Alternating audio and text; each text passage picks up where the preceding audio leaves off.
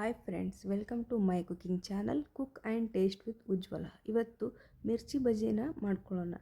ಇದಕ್ಕೆ ಬೇಕಾಗಿರುವಂಥದ್ದು ಕಡಲೆ ಹಿಟ್ಟಿಗೆ ಸ್ವಲ್ಪ ಅರಿಶಿನ, ಖಾರದ ಪುಡಿ, ರುಚಿ ತಕ್ಕಷ್ಟು ಉಪ್ಪು, ಅಜ್ವಾನ ಮತ್ತು ಸ್ವಲ್ಪ ಸೋಡಾ ಹಾಕಿ ಸ್ವಲ್ಪ ನೀರು ಹಾಕಿ ಚೆನ್ನಾಗಿ ಮಿಕ್ಸ್ ಮಾಡ್ಕೊಳ್ಳಿ.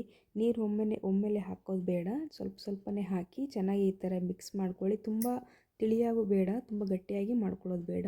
ಈ ಥರ ದಪ್ಪ ಮೆಣಸಿನ್ಕಾಯಿನ ತೊಗೊಳ್ಳಿ. ಇದು ತುಂಬ ಖಾರ ಇರೋದಿಲ್ಲ, ತಿನ್ನೋದಕ್ಕೆ ಚೆನ್ನಾಗಿರುತ್ತೆ. ನೋಡಿ, ಈ ಥರ ಕಾಯ್ದಿರುವಂಥ ಎಣ್ಣೆಗೆ ಈ ಕಡಲೆ ಹಿಟ್ಟಿನಲ್ಲಿ ಅದ್ದಿದ್ದ ಮೆಣಸಿನ್ಕಾಯಿನ ಹಾಕಿ ಮೀಡಿಯಮ್ ಹೈ ಫ್ಲೇಮಲ್ಲಿ ಎರಡೂ ಕಡೆ ಚೆನ್ನಾಗಿ ಕಲರ್ ಚೇಂಜ್ ಆಗೋವರೆಗೂ ಫ್ರೈ ಮಾಡ್ಕೋಬೇಕು. ನೋಡಿ, ಈ ಥರ ಚೆನ್ನಾಗಿ ಫ್ರೈ ಮಾಡ್ಕೊಳ್ಳಿ.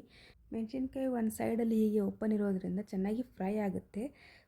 ಮೆಣಸಿನ್ಕಾಯಿ ಫ್ರೈ ಆಗಲಿಲ್ಲ ಅಂದರೆ ಟೇಸ್ಟ್ ಚೆನ್ನಾಗಿರೋದಿಲ್ಲ.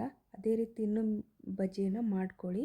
ನೋಡಿ, ಅದಕ್ಕೆ ಫಿಲ್ಲಿಂಗ್ಗೆ ಈಗ ತುರಿದಿರುವಂಥ ಕ್ಯಾರೆಟು, 2 ಈರುಳ್ಳಿ, ಸ್ವಲ್ಪ ಕೊತ್ತಂಬರಿ ಹಾಕಿ ಸ್ವಲ್ಪ ಚಾಟ್ ಮಸಾಲ ಹಾಕಿ ಚೆನ್ನಾಗಿ ಮಿಕ್ಸ್ ಮಾಡ್ಕೊಂಡಿದ್ದೇನೆ. ನೋಡಿ, ಈ ಥರ ಚೆನ್ನಾಗಿ ಮಿಕ್ಸ್ ಮಾಡಿಕೊಂಡು ಮೆಣಸಿನ್ಕಾಯಿನ ಸೆಂಟಲ್ಲಿ ಕಟ್ ಮಾಡ್ಕೊಂಡಿರ್ತೀವಲ್ಲ, ಅದರಲ್ಲಿ ಈ ಥರ ಚೆನ್ನಾಗಿ ಫಿಲ್ ಮಾಡ್ಕೊಳ್ಳಿ. ಇದರಿಂದ ತುಂಬ ಟೇಸ್ಟಾಗಿರುತ್ತೆ. ಬಿಸಿ ಬಿಸಿಯಾದಂತಹ ಮಿರ್ಚಿ ಬಜ್ಜಿ ರೆಡಿಯಾಗಿದೆ.